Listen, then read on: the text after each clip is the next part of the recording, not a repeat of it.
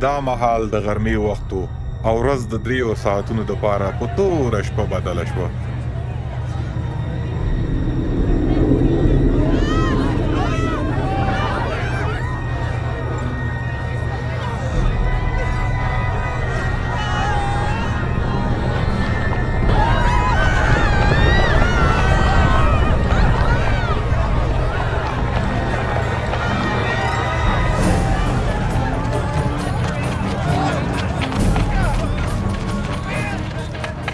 د خدای د کور پرده په منځ کې 2 ټوټې شوه.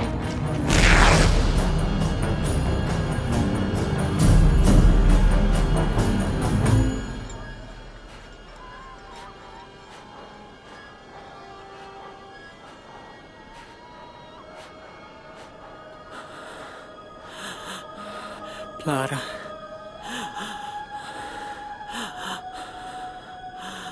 زه خپل روح تا ته سپارم.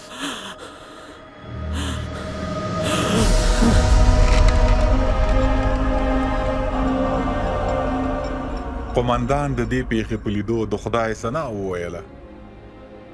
عظمت او جلال دی وي خدای ته. دا سړی اتمن چې پاک او صادق و.